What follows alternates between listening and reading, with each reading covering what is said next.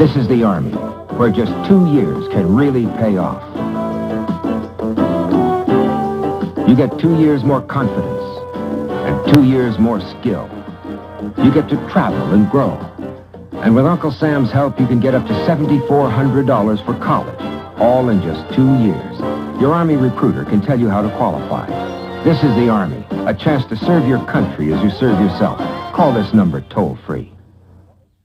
No experience, no job. I could do that job, but who'd give me the chance?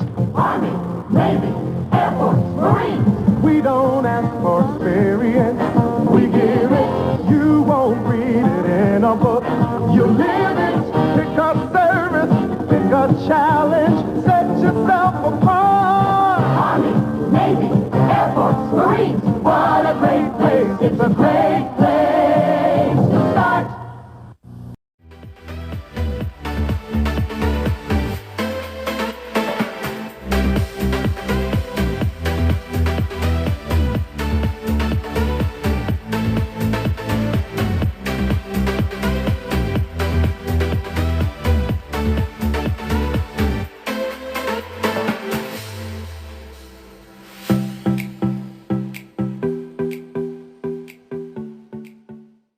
All right, let's continue this conversation with former U.S. Army Lieutenant Colonel Tony Shaffer. As long as the general you just saw in that last segment there, along with Brigadier General Blaine Holt, also a Newsmax contributor. All right, Tony, you saw the segment, you heard this stuff, you've read the articles. This is maddening.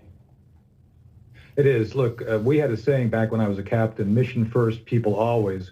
The people have been lost in this equation. As Sarah just said, they can't tell you how they're spending that $15 billion. Think about that. That's 15 with a B billion dollars that they don't know how they're spending. And yet I do recommend people go look at this poor living conditions report because there's pictures of it.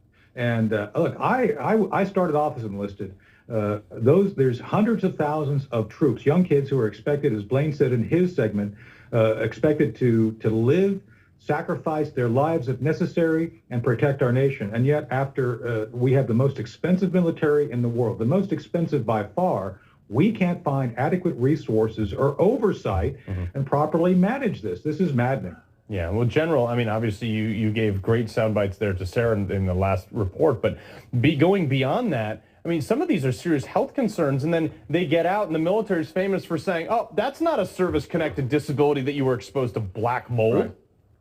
Right. What's a few burn pits between friends? Look, if you eliminated all the sound, Carl, from those images and just showed them, I would have told you, oh, that looks like the Soviet Union from the Cold War days, and that's why we beat them, because we took care of our people at a very high standard, and we expected very high standards from our people. So how would you hold these folks to these exacting standards and these high mission performances if this is the message that you send, that we care so little for them that we don't mind if they live in their own sewage? In fact, we order them to. Yeah, well, Tony, when I was over in Iraq, I mean, I remember one time they accidentally put diesel fuel in our water tanks for showers and things like that. Yeah. And they were like, oh, oops, it's going to be 2 weeks before we can get you fresh water.